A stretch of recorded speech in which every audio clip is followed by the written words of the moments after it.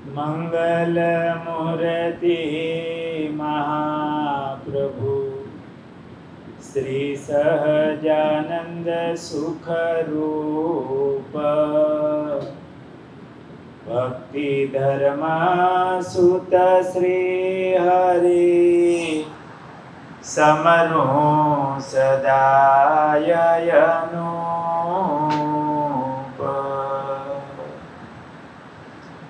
બોલો ઘનશ્યામ મહારાજની શ્રી હરિ કૃષ્ણ મહારાજની જય. પૂજ્ય હરિદર્શન સ્વામી, પૂજનીય સંતો, સર્વે વહાલા ભક્તજન, બધા ભક્તોને જય સ્વામિનારાયણ. આ ઉનાળાના તાપમાં ભગવાન અને સંતોનું સાનિધ્ય, ભગવાનની કથા એ શીતળતા આપે એવી છે.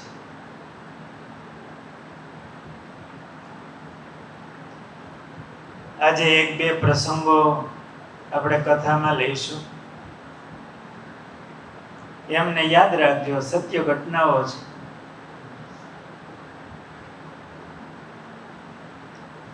બંગાળમાં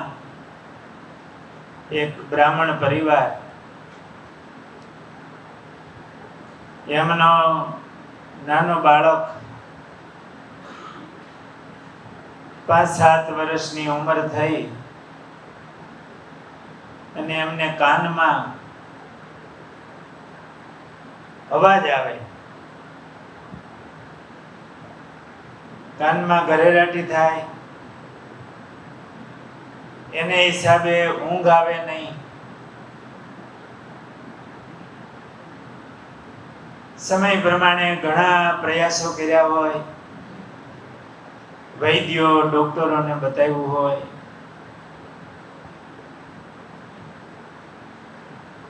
બ્રાહ્મણ પરિવાર એમના દીકરાને ભણાવે,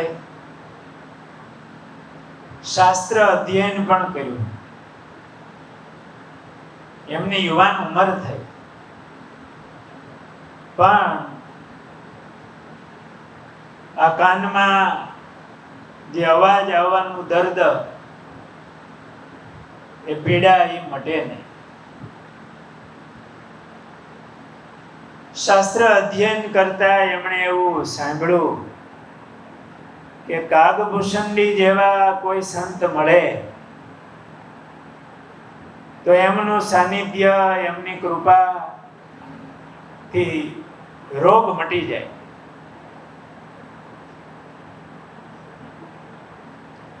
એટલે એમણે સંકલ્પ કર્યો, પાછું શાસ્ત્ર અધ્યયન કર્યું હતું કે આ મનુષ્ય દેહ છે એ ભગવાન મેળવવા માટે છે. તો હું તીર્થોમાં વિચરણ કરું અને કોઈ કાગભૂષણજી જેવા સત્પુરુષ મળી જાય તો મારું આ દર્દ પણ મટે અને મારો ભવરોગ પણ મટે. આખરે મનુષ્ય દેહ તો એના માટે છે.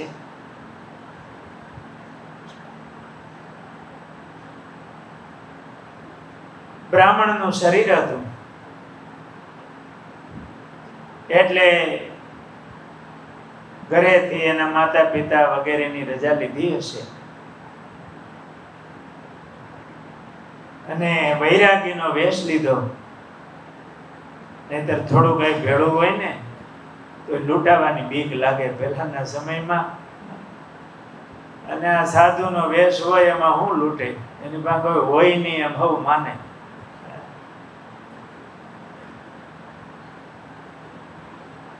થોડી ઘણી આજીવિકા ભેળી લીધી હશે, બાકી તો બ્રાહ્મણ હતા એટલે ભિક્ષા માગીને પણ પોતાનો નિર્વાહ ચલાવે.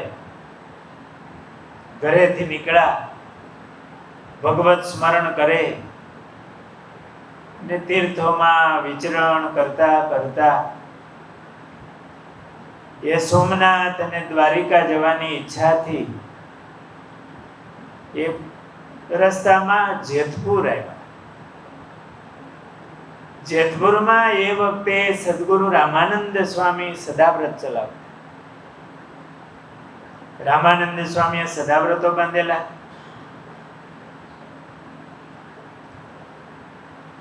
સ્વામીએ સદાવ્રતો એટલા માટે જ બાંધ્યા હતા, કોઈ મુમુક્ષુ આવે અને ખાસ તો મહારાજની રાહ જોતા હતા. એમાં જેતપુરમાં સદાવ્રત ચાલે અને સ્વામી પણ પોતે રામાનંદ સ્વામી જેતપુર હતા. અને આવી રીતે કોઈ યાત્રાળુઓ, તીર્થયાત્રાળુઓ નીકળે ને, એ પૂછે કે અહીં ક્યાંય સદાવ્રત મળે છે? એટલે યાત્રાળુઓ સદાવ્રતમાં જાય અને રામાનંદ સ્વામી કે સદાવ્રતમાં એમાં કોઈ મુમુક્ષુ આત્માઓ આવે તો એમને ભગવાન ઓળખાવે. અને રામાનંદ સ્વામી જેવા સાધુ તો ત્યાં રોકાઈ પણ જાય એવા મુમુક્ષુ.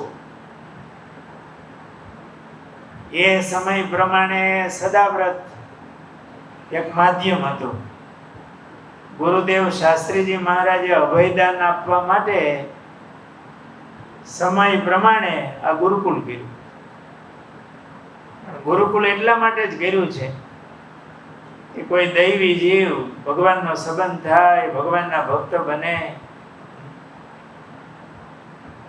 સ્વામીએ આ સદાવ્રતો બાંધ્યા ગુરુકુળના, અભયદાનના. એમાં તો ભૂખા માણસો આવે અને આમાં ભણવા બાને આવે. સારી વ્યવસ્થા હોય, શિક્ષણ સારું હોય, ફી ઓછી હોય તો ભણવા નિમિત્તે આવે. એમાં દૈવી જીવ હોય અને ભગવાનનો સંબંધ થઈ જાય તો જીવનભર સત્સંગ રાખે. આ જો આગલી હરોળમાં 5 બેઠા છે, એમાં 4 વિદ્યાર્થી છે સદાવ્રતમાં આવેલા. અને બીજા તો ઘણા હશે. ગૌતમભાઈ પાછળ બેઠા છે. એમાં કેટલા સાધુઓ થયા. આજે મહંત સ્વામી કથા કરતા હતા, એમાં કીધું કે હું ગુરુકુળમાં આવ્યો એ પહેલા સ્વામિનારાયણ ભગવાનના સાધુને જોયા નહોતા. દાખલ થયા હોય એ પેલા સાધુ જોયા નહોતા. વાત તો એમાંથી નીકળી હતી. ગુણાતીતાનંદ સ્વામીની વાત આવી કે મહારાજ એવું કહેતા કે અમે આ વખતે તો મોટી મનવાર લઈને આવ્યા છે, ઘણા જીવોને લઈ જવા છે, પણ એમાં તો કે અમારું દર્શન થાય એનું કલ્યાણ. કે અમારું દર્શન કેટલાને થશે? પછી કે અમારા સાધુના દર્શન થાય એનું કલ્યાણ. મહારાજ કે પણ અમારા સાધુના દર્શન કેટલાને થયા? તો મનવાર ભરવાની મોટી, 100 કરોડ વાહણે એક મનવાર ભરાય. પછી તો કે અમારા હરિભક્ત એના દર્શન કરે, એને કોઈ પાણી પાય કે એના ગોળાનું પાણી પીવે એનું કલ્યાણ. સંબંધ ભગવાનનો. હરિભગત હોય એના ગોળામાં પાણી, ભગવાનને સંભાળીને પાણી ભરતા હોય ભગવાનનું નામ લઈને, ગોળાનું પાણી ભગવાનને ધરાવતા હોય, ભગવાનનો સંબંધ થાય ને. કોઈને પાણી પાય તોય મહારાજનું નામ લઈને પાણી પાય. આ ભગવાનના સંબંધનો મહિમા બહુ મોટો. સંબંધથી કલ્યાણ થાય. આ જન્મે નહીં તો બીજે જન્મે થાય ખરું.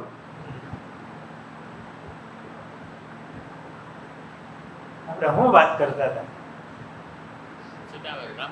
રામાનંદ સ્વામીનું સદાવ્રત. ગુરુદેવ શાસ્ત્રીજી મહારાજે સમય પ્રમાણે આ ગુરુકુળનું સદાવ્રત બાંધ્યું. એમાં કામ બહુ મોટું થાય છે. એટલે મહંત સ્વામી કે પેલા દર્શન જ કર્યા નહોતા સાધુના, દાખલ થયા ત્યારે.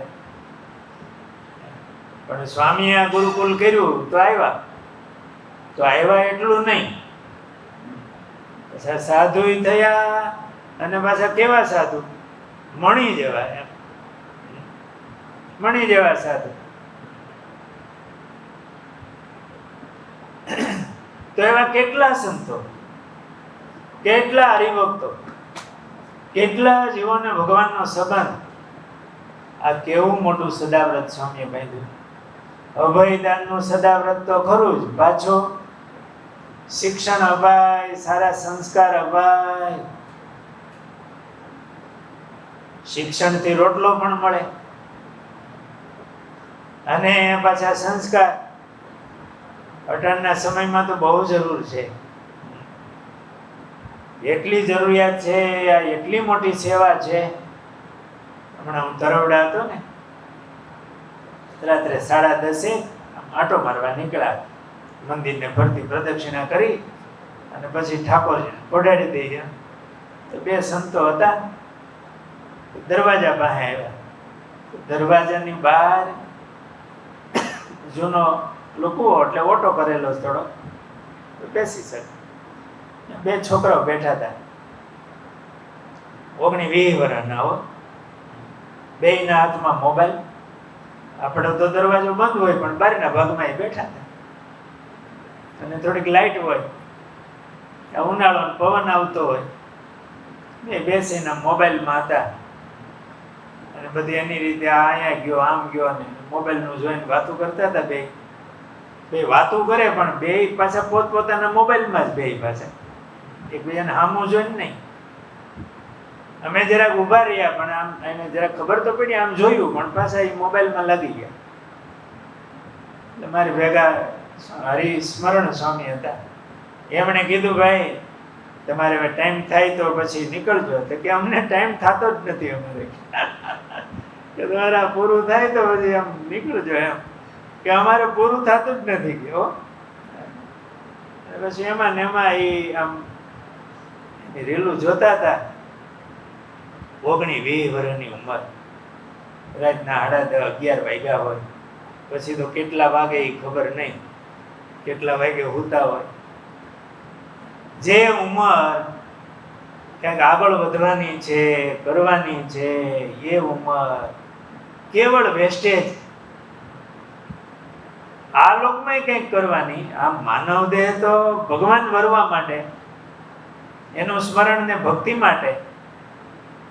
પણ અટાણના સમયમાં આવી યુવાની ઉંમરમાં કેવો સમય બરબાદ કરે છે. તો એ શું કરશે? એના પરિવારનું શું ભલું કરશે?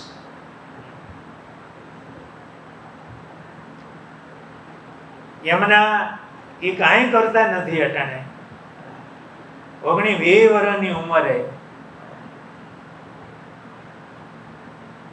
ત્યારે એવો વિચાર આવ્યો કે આ ગુરુદેવ શાસ્ત્રીજી મહારાજે આ કર્યું ને, આ ભગવાનની તો સેવા છે પણ આ દેશની મોટી સેવા છે. કે આ દેશમાં આ દેશના નાગરિક એ કંઈક સંસ્કારી થાય, વિવેકી થાય, પોતે કંઈક આગળ વધે, સુખી થાય. આ કેટલો મોટો પરોપકાર છે. ગુરુકુલમાં 2-4 વર્ષ ભણ્યા હોય, સારી વાતો એમણે સાંભળી હોય, એના હૃદયમાં વિવેક આવ્યા હોય, તો એના પરિવારને એ પ્રેમ આપશે, કંઈક સમજી શકશે, એનું પોષણ કરી શકશે. નહીંતર અત્યારના સમયમાં બહુ મોટા પ્રશ્નો છે. પારિવારિક ભાવના એ રહી નથી, પોતાની પડી નથી તો બીજાની તો કોની પડી હોય? કેવળ મોબાઈલમાં અને ટાઈમ બગાડે છે, એમાં વ્યસનો. અત્યારના સમયમાં સારા સંસ્કારો, સત્સંગનું વાતાવરણ બહુ જરૂરી છે, બહુ જરૂરી છે. ગુરુકુલના માધ્યમથી આ અભયદાનનું સદાવ્રત તો છે, પણ આ લોકની સુખાકારીનું સદાવ્રત છે. આપણી આ સભા થતી હોય, ભલે મહિને સભા થાય છે, આ સભામાં હાજરી અપાય, ભગવાન સંબંધી 2 વાતો સંભળાય, થોડુંક ભગવાનમાં હેત થાય. ભગવાનમાં હેત છે ને, એ સર્વ રોગની એક દવા છે.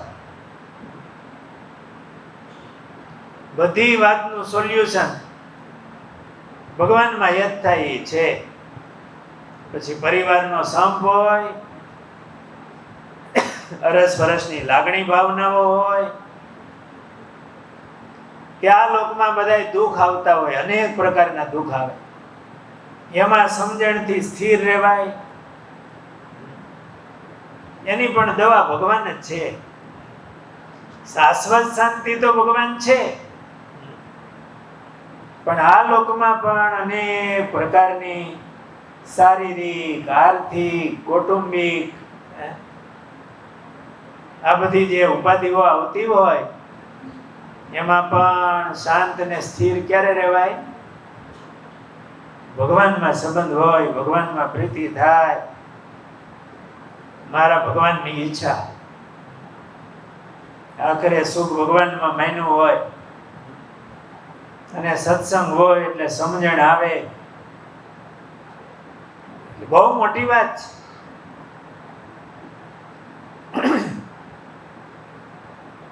આ બ્રાહ્મણ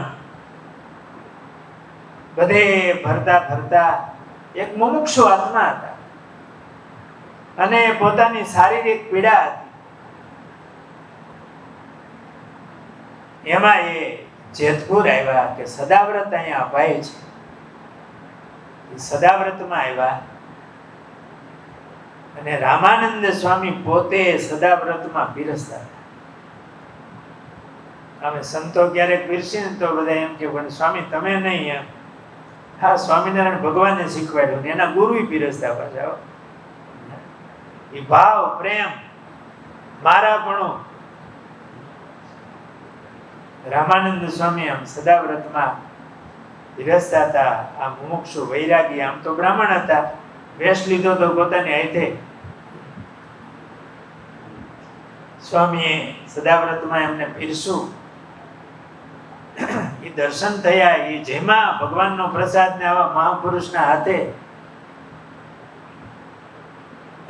એને શાંતિ અનુભવાણી, અને આડે પડખે થઈ. રાત્રે ઊંઘ નહોતી આવતી, અને બપોરે ઘસઘસાટ ઊંઘ આવી ગઈ. અને વર્ષો પછી આવી ઘાટી ઊંઘ, એટલી ઘાટી ઊંઘ આવી ગઈ. આ બાજુ સદાવ્રતમાં બીજા આવતા હોય એને જમાડે, પછી સંતો જમે, પરવારી અને સભા થાય. અને જે સદાવ્રતમાં આવ્યા હોય ને એને કીધું હોય કે બેસજો, કારણ કે પછી એમાં ફળ લેવાનું હોય. ભગવાનની વાત કરે, ભગવાનનો સંબંધ કરાવે, થોડુંક ભજન કરે, સદાવ્રતમાં આવ્યા હોય એને. સભા થઈ, પણ પેલા જે ઓલા મુમુક્ષુ બ્રાહ્મણ હતા ને, વૈરાગી ના વેશમાં, એને તો ઘાટી ઊંઘ આવી ગયેલી. એટલે એક સાધુએ જઈને એને જગાડ્યા કે સાધુરામ, આમ સદાવ્રતમાં જમીન હોઈ ન જવાય, કે ગ્રહસ્થ કા ટુકડા નવ નવ આગળ દંત, ભજન કરે તો ઉગરે નહીં તો કાઢે અંત. આ ધર્માદનનું અનાજ છે, એ ખાઈને હોઈ ન જવાય, થોડું ભજન કરવું પડે. આ ભારે અનાજ કહેવાય. જમીને હોઈ જાય એ બરોબર નહીં. હવે જગાડ્યા ને પાછું આવું કીધું. મુમુક્ષુ તો હતા જીવ, એટલે સભામાં આવીને બેઠા. પણ એકાદ કલાક એવી ઘાટી ઊંઘ આવી ગયેલી, શાંતિ થઈ ગયેલી. સભા પૂરી થઈ પછી એમણે રામાનંદ સ્વામીના ચરણમાં નમસ્કાર કર્યા. હું એટલા વર્ષો પછી મને આજે શાંતિથી ઊંઘ આવી. તમે કોઈ મહાપુરુષ છો. પછી તો એ ત્યાં રોકાણા. એનું જે કાનનો દર્દ હતું, અવાજ આવવાનો બંધ થયું. એને થયું કે આ કાગભૂષણની જેવા સાધુ મને મળ્યા. ને પછી એમણે સ્વામીને પ્રાર્થના કરી કે મને તમારો સાધુ કરો. રામાનંદ સ્વામીએ એમને દીક્ષા આપી અને પરમાનંદ સ્વામી નામ પાડ્યું. પરમાનંદ સ્વામી 5 પરમાનંદ સ્વામી હતા.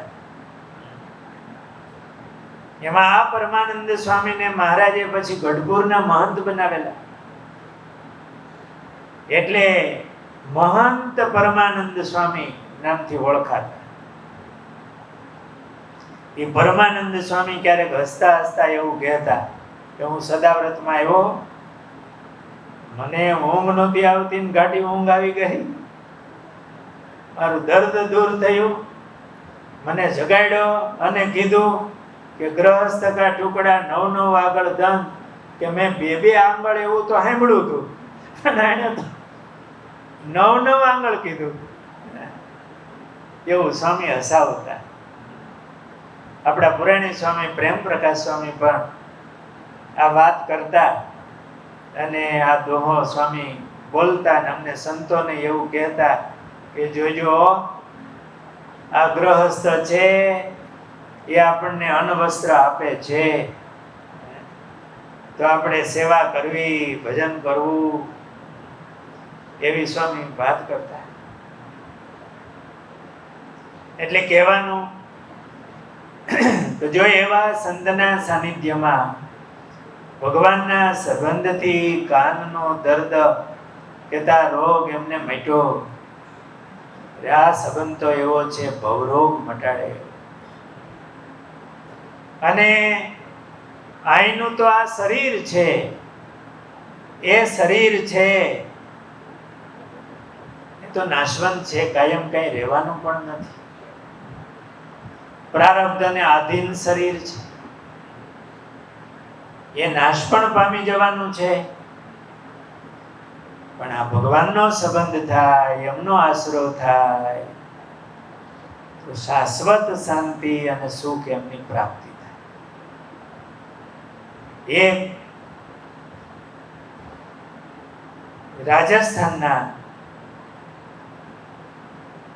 મુમુક્ષુ હતા, દેહાચારણ. એમણે પણ પોતાનો મોક્ષ કરવા માટે, પોતાના કલ્યાણને માટે, જૂના સમયમાં આવા બધા મુમુક્ષુ આત્માઓ હોય, એમણે સાંભળેલું દૈવી જીવ કે ગિરનારની અંદર મોટા યોગીઓ, સિદ્ધ પુરુષો એના બેસણા કહેવાય છે, તો હું ગિરનાર જાઉં અને કોઈ એવા યોગી, કોઈ એવા સિદ્ધ મળે તો એમના સંબંધથી મને ભગવાન મળે અને મારા જીવનું કલ્યાણ થાય. આવી ભાવનાથી દેહા ખાચર નીકળેલા. બેનો પ્રસંગ એવો કે લોધિકાના દરબાર અભયસિંહજી, અભયસિંહ એમનું નામ આવે ને એનું આખું જીવન સાંભળેલું હોય ને તો એનો કરંટ આવે કે કોણ હતા, કેવા એ ભક્ત. એ સદગુરુ ગોપાળાનંદ સ્વામી અને સદગુરુ ગુણાતીતાનંદ સ્વામીના યુગમાં આવ્યા અને મહાન ભક્ત બન્યા. પેલા તો એના બાપાને ચિંતા હતી કે આનું શું થાય. સ્વામીને પ્રાર્થના કરીને રડી પડેલા એમના પિતાશ્રી. સ્વામી, મહારાજ કુટુંબમાં મારો કુંવર,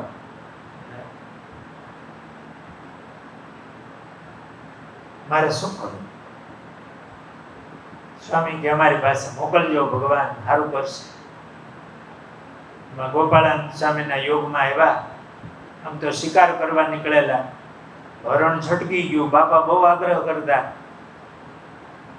અને સ્વામી પાસે પહોંચી ગયા કે હાલો હવે જઈ આવું, ગામ આવી જ ગયું છે. સ્વામીના યોગમાં આવીને એવા મહાન ભક્ત બન્યા. એમને 2 પહોરનું ધ્યાન હતું. સવારે પૂજામાં બેસે ને બપોર સુધી એની પૂજા ચાલે, ધ્યાન. પોતે લોધિકા સ્ટેટના રાજવી રાજા, પણ સુરવીર હતા ને. સુરવીર હોય ને ભગવાનને માર્ગે હાલે ને તોય સુરવીર થાય. પાવર તો હતો જ એની પાસે. એ પાણીનો પ્રવાહ વયો ભગવાન તરફ, અને એવા ભક્ત બનેલા. એ અભયસિંહજી જુનાગઢ સ્વામીનો સમાગમ કરવા માટે ગયેલા. ગુણાતીતાનંદ સ્વામીનો 15 દિવસ રોકાય અને પાછા વળેલા. ધોરાજીની એક વાડીમાં, રસ્તા કાંઠેની વાડી હશે, બહુ હાલતો હશે, ઝાડવાનો છાંયો બહુ સારો.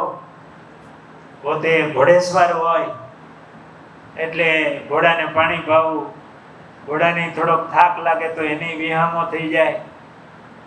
એટલે વાડીએ આવ્યા. પટેલે રામ રામ કર્યા, ઘોડાને પાણી પાઈને ઝાડવે બાંધ્યો.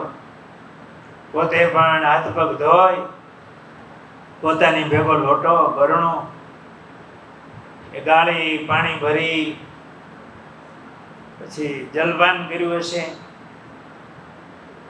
છાંયો બહુ સારો એટલે ધોરિયાનો કાંઠો હોય, છાંયો સારો એટલે ઘોડાને વિહામો થઈ જાય. અને અભયસિંહજી મહારાજનું ધ્યાન કરવા બેઠા. મહારાજને અંબારીને એવું ધ્યાન કરતા હશે. ધ્યાનનો બહુ મોટો અભ્યાસ હતો. એમાં એ વખતે આ દેહાચારણ એ જુનાગઢ ગયેલા. ગિરનારમાં જુદી જુદી જગ્યાએ ગયા અને સીધો સાધુ સંતો એમને મળ્યા. થોડું થોડું બધે રહ્યા, પણ પોતાના અંતરમાં જે ઝંખના હતી કે પ્રતીતિ થાય કે મને ભગવાન મળશે, મારું કલ્યાણ થશે, એવી અમને શાંતિ ન થઈ. ક્યાંય એવી પ્રતીતિ ન આવી. થોડા દિવસ રોકાય, સત્સંગ કરે, પછી જુનાગઢથી આમ પાછા નીકળેલા. અને જ્યાં અભયસિંહજી ધ્યાન કરતા હતા એ જ વાડીએ આવ્યા. ભગવાન છે ને એવા આત્માઓને ભેટો કરાવી દે. સાચી ભાવનાથી નીકળ્યા હતા ને ભગવાન મેળવવા માટે.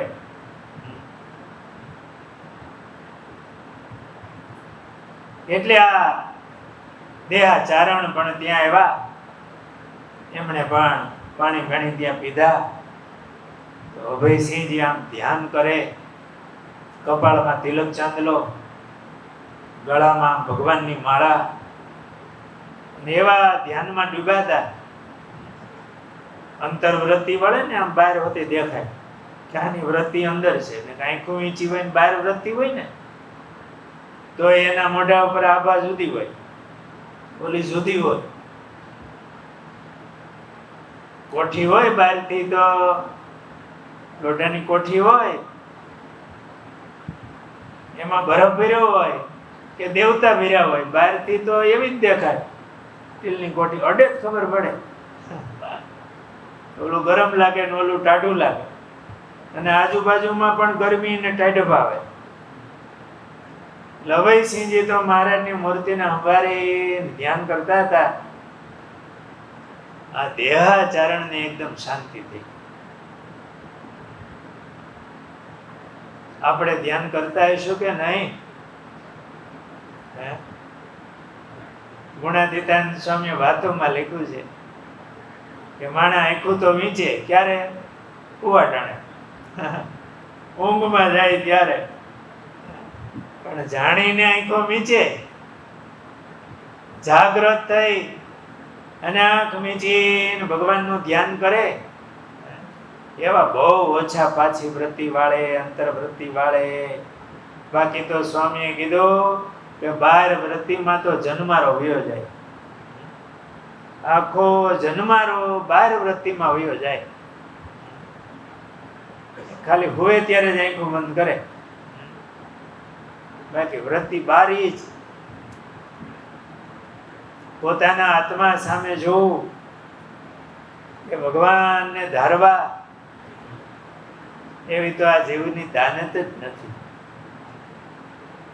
ભગવાનને સંભાળવા એવી, એવું સ્વામીએ વાતોમાં લખ્યું.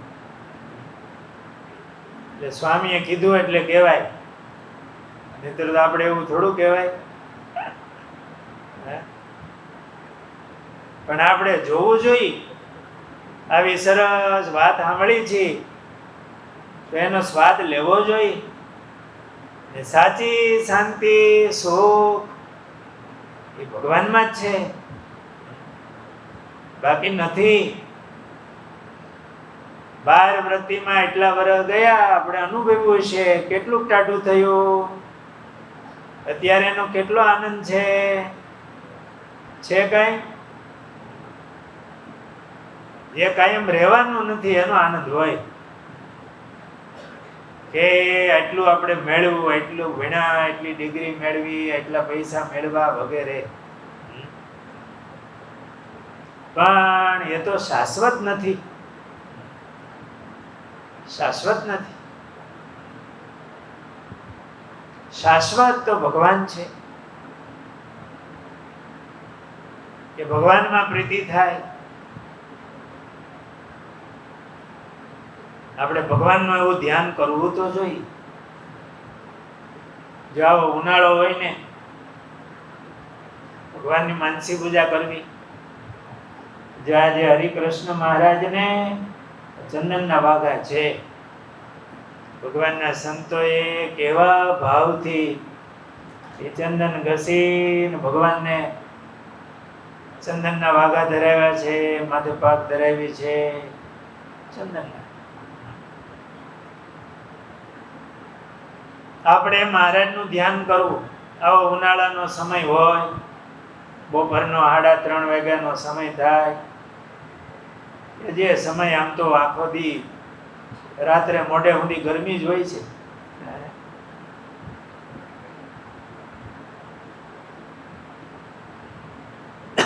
આપણા હૃદયાકાશમાં આપણો અક્ષરરૂપ આત્મા છે. આવો આવો, જય સ્વામિનારાયણ, જય સ્વામિનારાયણ. પધારો પધારો. વાહ વાહ, આજે તમારી સભા ભરાઈ ગઈ. અહીંયા બેહો નહીં, ત્યાં બેસે. વાસુભાઈ બેસો, બે ભાઈઓ ત્યાં બેસે.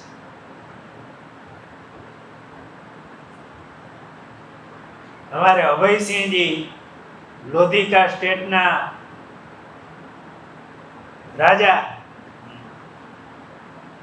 એમની એ 25-30 વર્ષની ઉંમર અને એક વાડીએ ધ્યાન કરવા બેઠા હતા, એની વાત હાલતી હતી. એવું ભગવાનનું ધ્યાન. હવે આવી રીતે પ્રવાસમાં ધ્યાન થાય.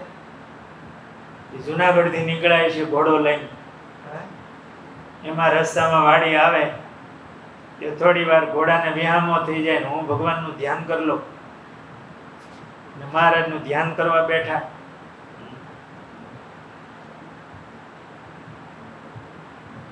અભયસિંહજી મહારાજની મૂર્તિમાં આમ ગરકાવ હતા અને ધ્યાન કરતા. ફક્ત ધ્યાન કરવું એ કઈ બહુ કઠણ નથી. થોડોક આપણે પ્રયાસ કરીએ તો ભગવાન યાદ આવે અને આપણે ભગવાનને પ્રાર્થના કરીએ. ભગવાન તો બહુ દયાળુ છે. આપણે જે દર્શન કર્યા હોય ને એને સંભાળવું, એ ધ્યાન રહ્યો. જેવા દર્શન કર્યા હોય, જેવા જોયા હોય એવા ને એવા સંભાળવા, એટલે ધ્યાન. આપણા હૃદયમાં, હૃદયાકાશમાં મારો આત્મા છે, એ અક્ષરરૂપ છે, તેજોમય છે અને અક્ષરધામ ધારવું. દિવ્ય તેજોમય પછી આપણું મુઠ્ઠીનું જ હૃદય રહે એવું નહીં. આપણે ત્રણ દેહની પરની ભાવના થઈ કરી અને આપણા આત્માને અક્ષરરૂપ માની દિવ્ય તેજોમય અક્ષરધામમાં ભગવાનને ધારવા. ત્યાં સમય પ્રમાણે ભગવાનનો સુંદર મહેલ હોય, ભગવાનના અક્ષરધામમાં બ્રહ્મમહોલ હોય. એ ભગવાને આ લોકમાં આવું મૂક્યું છે તે એના ધામમાં ન હોય. દિવ્ય એટલે હું આપણે હારામ હારું જોયું હોય એ દિવ્ય, પણ હૃદયમાં ભાવના એવી કરવી કે આપણો અક્ષરરૂપ આત્મા એમાં એ દિવ્ય તેજ છાઈ રહ્યું છે. તેજોમય અક્ષરધામમાં દિવ્ય મહેલમાં મહારાજ બિરાજમાન છે. આપણે થોડુંક પહેલા ધારી રાખ્યું હોય, ક્યારેક બગીચામાં બિરાજમાન હોય, આવો ઉનાળાનો સમય હોય, 3:30-4 વાગ્યા હોય, તમારે બધાને તો પાછા ફાર્મ છે ને, સારું ધારવું. હમણાં અમારા હસુભાઈ પાછું ફાર્મ બનાવે છે મોટું. આપણે ધારવું, અહીંનું નહીં સંભાળવાનું, આપણું ફાર્મ અહીંનું નહીં સંભાળવાનું, પછી એમાં બહુ હેત થાય, અહીંનું જ ભૂલવાનું.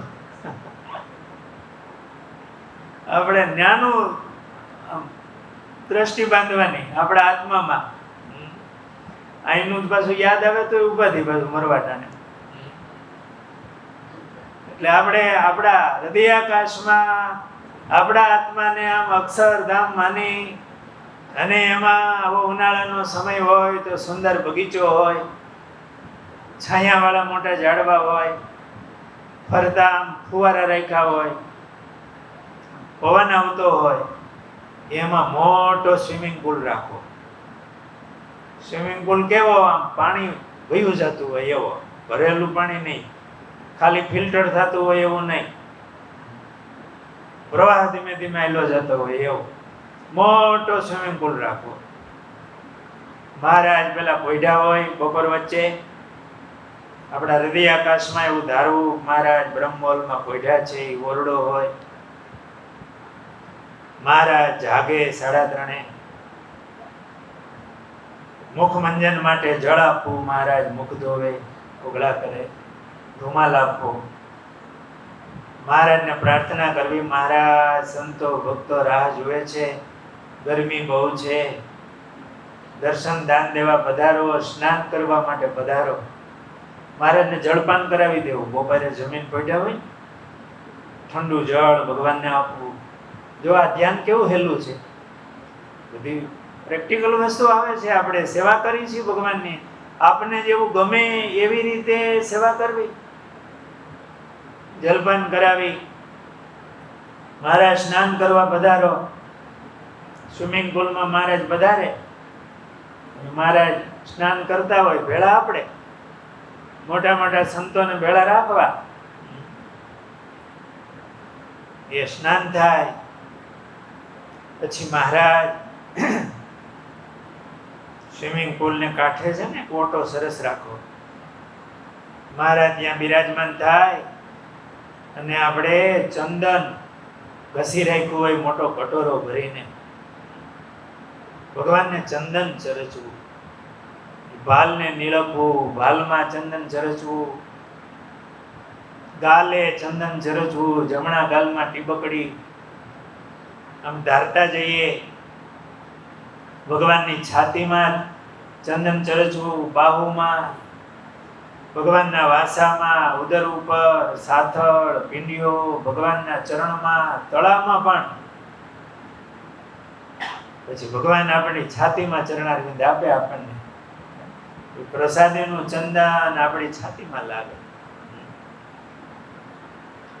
આવી રીતે ચંદન ચરચવું, ભગવાનને મોગરાના માળાઓ ધારણ કરાવી, માથે ફૂલની ટોપી ધારણ કરાવવી.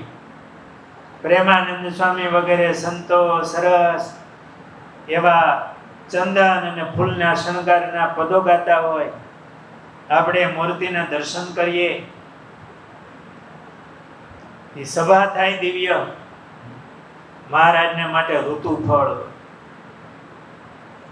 પછી ઋતુફળમાં આપણને ભાવતું હોય એવો ઉત્સવ કરાવો. અને માનસી પૂજામાં ક્યાં વાંધો, કઈ ખર્ચા વિનાની વાત છે. અને એવું કીધું કે પ્રત્યક્ષ પૂજા અને માનસી પૂજા એનું હરખું ફળ હરખું.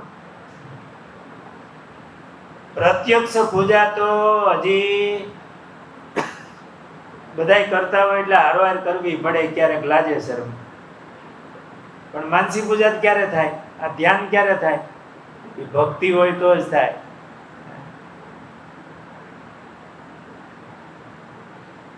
ભગવાનને ઋતુના ફળ ધરાવીએ, કેરી વગેરે.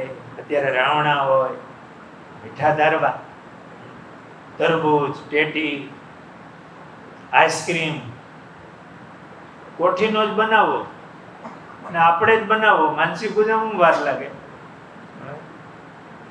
કટોરો ભરી ભગવાનને આપીએ. મહારાજ કે બધા સંતો ભક્તોને આપો. ક્યારેક સ્નાન કરાવી, ભગવાન ધોતી ધારણ કરી લે, પછી ખેસ આપીએ, હિંડોળો ફૂલનો બાંધવો, ત્યાં મહારાજ બેઠા હોય ને આવો ઉત્સવ કરાવો.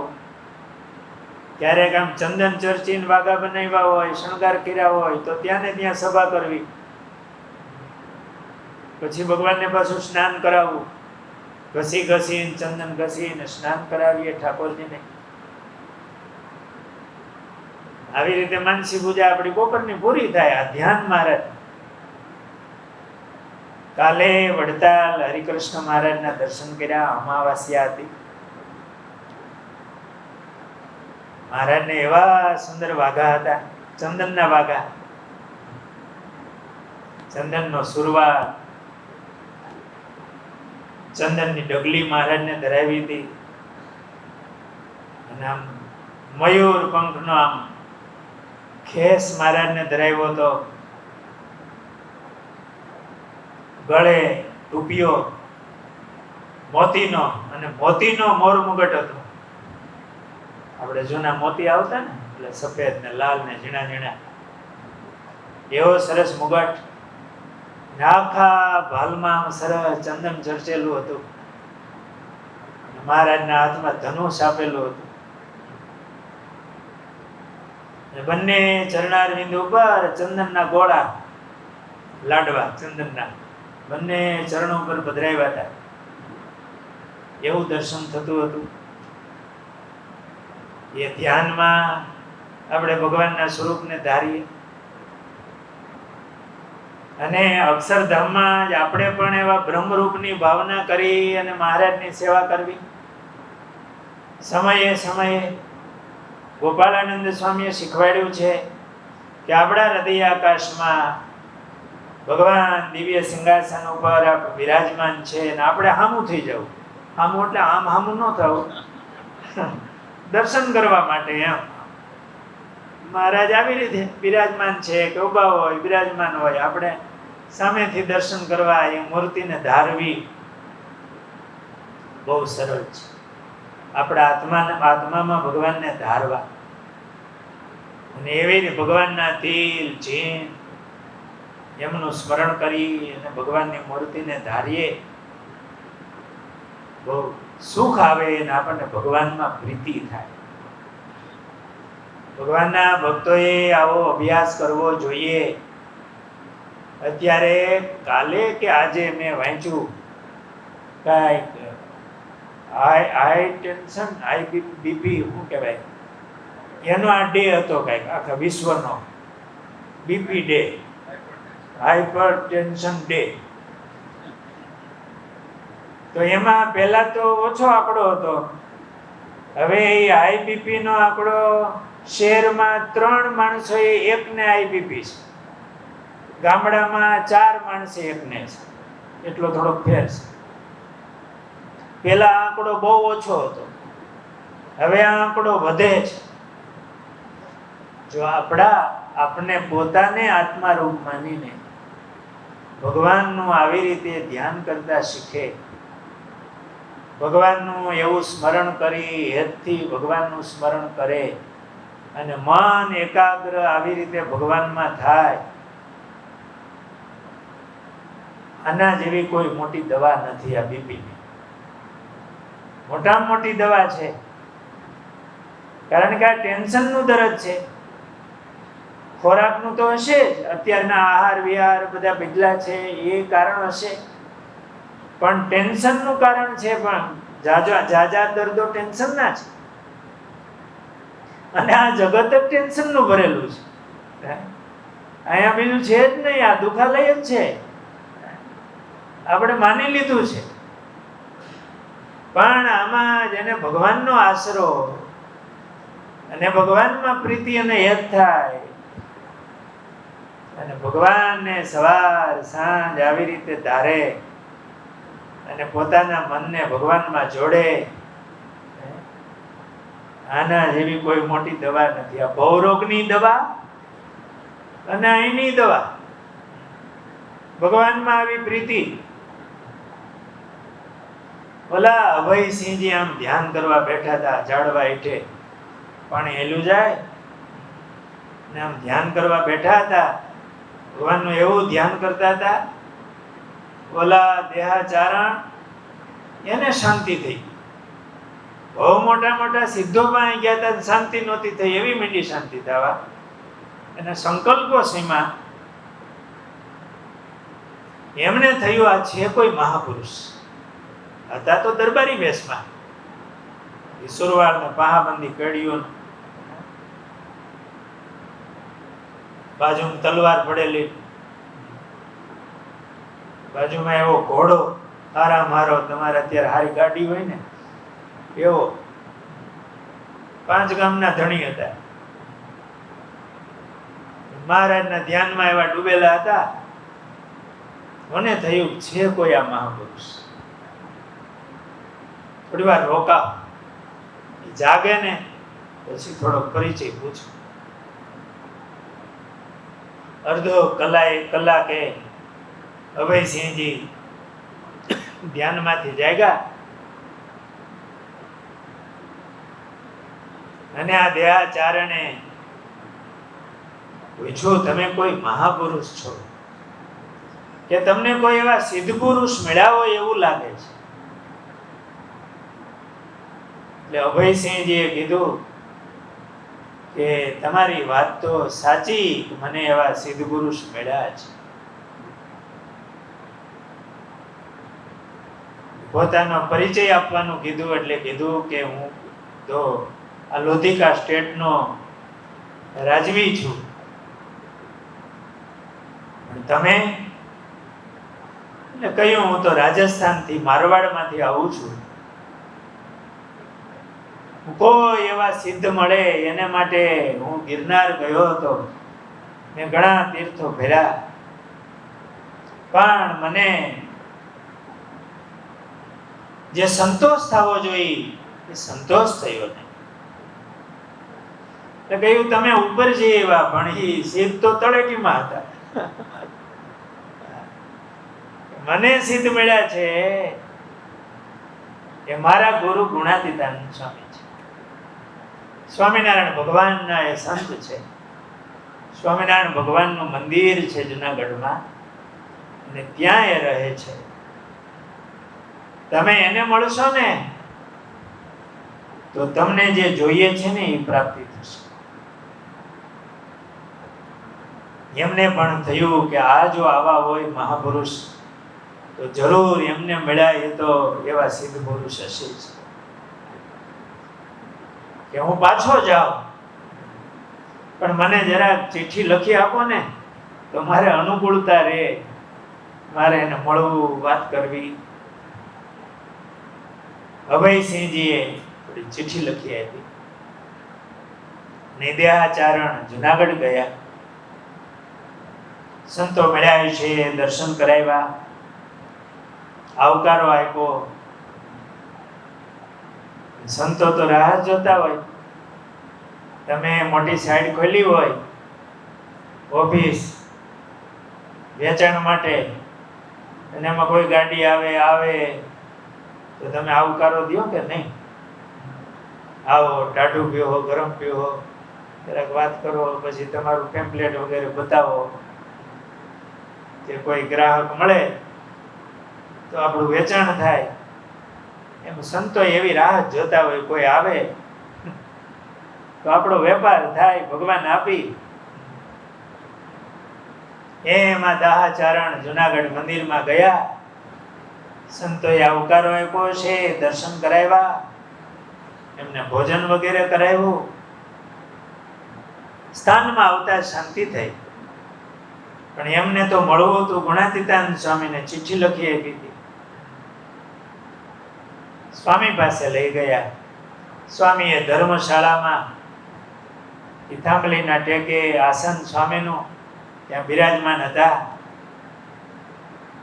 દર્શન કરતા એમને શાંતિ થઈ. સ્વામીનો સત્સંગ કર્યો. એને મનમાં થયું કે હું જેને માટે આ ઘર છોડી નીકળ્યો હતો એવા સિદ્ધ પુરુષ છે, મને અહીંયા જરૂર ભગવાન મળશે. રોકાણા તો રોકાઈ જ ગયા. સ્વામીને અને એના માટે જ નીકળ્યા હતા, એ ભગવાન મેળવવા માટે જ, કે છેલ્લો જન્મ કરવો. સ્વામીને કીધું કે મારે અહીંયા સેવામાં કાયમ રહેવું છે, મને સાધુ કરો.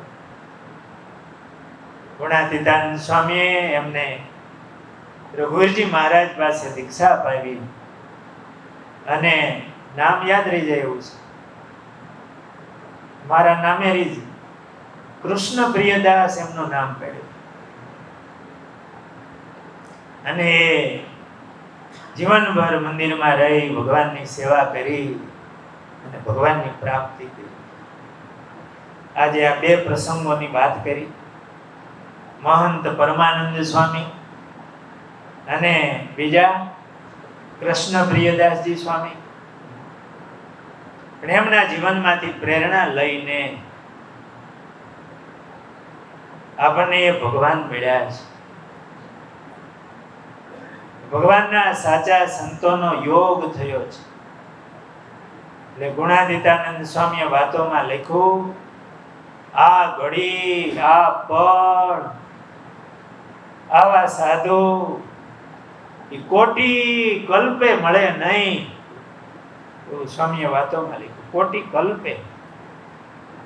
આપણે કેટલાય જન્મો લીધા હશે, પણ ભગવાને આ જીવને આ માનવ દેહ આપ્યો, એમાં આ ભારત ખંડમાં, અને પવિત્ર મા બાપને ત્યાં સંસ્કારનું વાતાવરણ,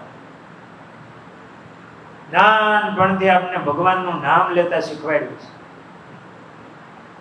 એવા પવિત્ર ઘરે એમાં આવો ભગવાનનો સંબંધ થયો છે, એટલે ભગવાને તો આપણી ઉપર રાજી થઈ અને એને આપવું જોઈને એ આપી દીધું છે.